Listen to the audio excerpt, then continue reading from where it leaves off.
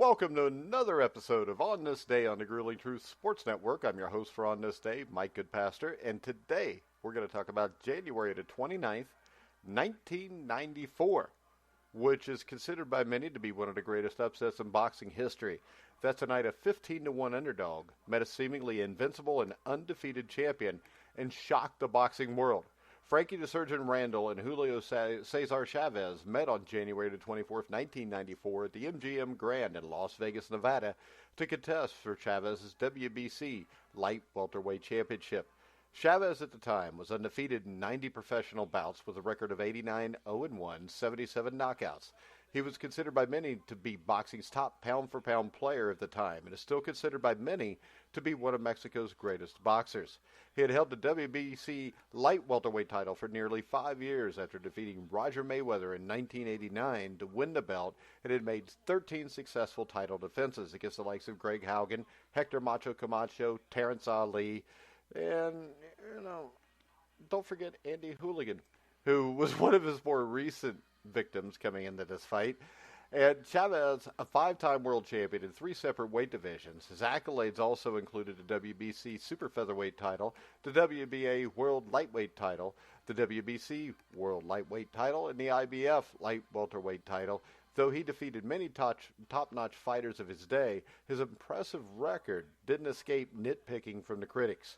4 years earlier, in 1990, Chavez had met U.S. Olympian Meldrick Taylor, the undefeated IBF light welterweight champion, in a unification bout at the Hilton Hotel in Las Vegas.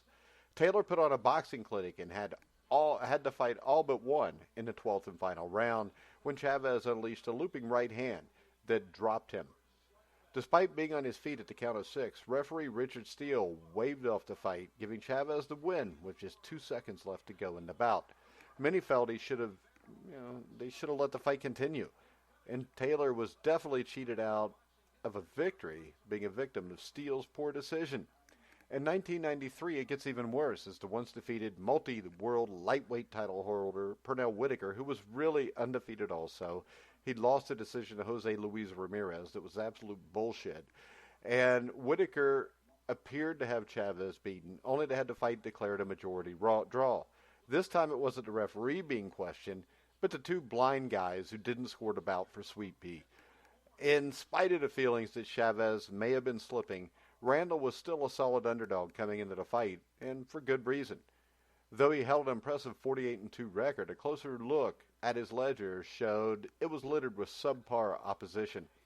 His last opponent prior to the Chavez bout actually had a record of 0-9, and within a 17-bout winning streak leading up to the fight and a 7-fight KO streak, his level of opposition seemed to be the norm. 10 of those 17 wins came against boxers with sub-500 records. And of course, if you're Don King wanting to basically protect Chavez, you find a guy like Randall. Now, Randall did meet a handful of credible opponents on his way up the ladder. He had beaten and drawn with Freddie Pendleton in 2 bouts, and after losing to Edwin Rosario in 1985, stopped Rosario in a rematch, but it was 8 years later and Rosario was well past his prime. All good fighters, but nothing near the level of Chavez, and because of that, Chavez was expected to win easy.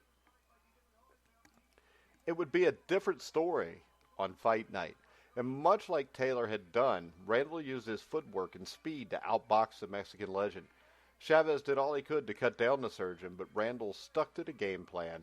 What was a close and competitive fight became even closer when Chavez was deducted 2 points for hitting below the bell, once in the 7th and once in the 11th rounds.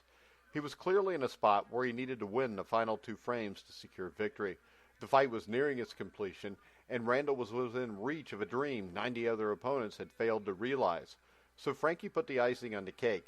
With 30 seconds left in the 11th round, he launched a straight right to caught the defending champion square on the chin. Chavez had been dropped for the first time in his career. Chavez was already in a bad way, but his ringside commentator, Ferdy Pacheco, said following Randall's feet, and now it's goodbye title. The final round was nothing special. Neither fighter fought with a sense of urgency, though Chavez really should have. As the final bell rang, it seemed we were watching history in the making, and we were. Frankie Randall knew in his heart he had it won. If you watch the fight again, he's screaming, "I did it. Good God gave me the will. I did it," he shouted at the cameras. A chorus of boos rang out from the crowd as ring announcer Jimmy Lennon Jr. announced a split decision. 116-111 for Randall, 114-113 for Chavez, and 114-113 for Randall. 1 point deducted by point deductions and a knockdown had dealt the Mexican Warrior his first loss in 91 fights.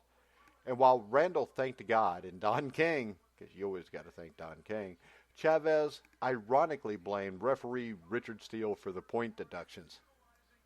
To Chavez, the same man who had saved his title 4 years earlier had cost him his title this time. Maybe he had a point, maybe he didn't. The bottom line is, he had just lost.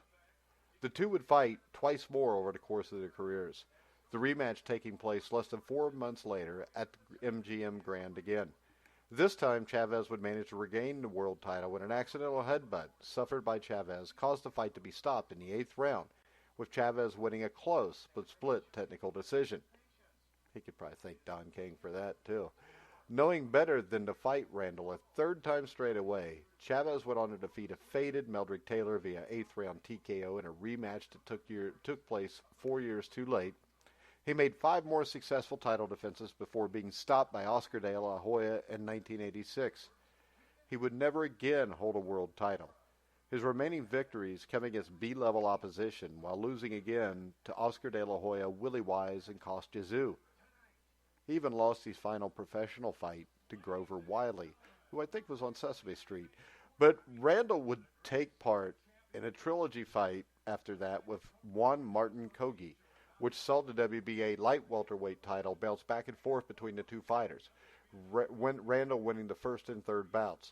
Kogi took the second, and after winning the rubber match against Kogi, Randall would go on a severe losing streak. From 1987 until his final bout in 2005, he would amass a record of 5-14, being stopped in his last 3 fights. The Chavez-Randall rubber match wouldn't take place until 2004, when both fighters were well past their expiration dates, and the fight held no significance other than being part of Chavez's farewell tour. Chavez would win a decisive score of 99-91 and 98-92 twice. So, that's on this day. And Julio Cesar Chavez was a hell of a fighter. This was not his first loss. He definitely lost to Pernell Whitaker. And he lost to Meldrick Taylor, and Richard Steele saved his ass. But on this day, finally justice was served as Frankie to Surgeon Randall won Chavez's title. And that's on this day on the Grueling Truth Network for January the 29th. Make sure you check us out every day on this day.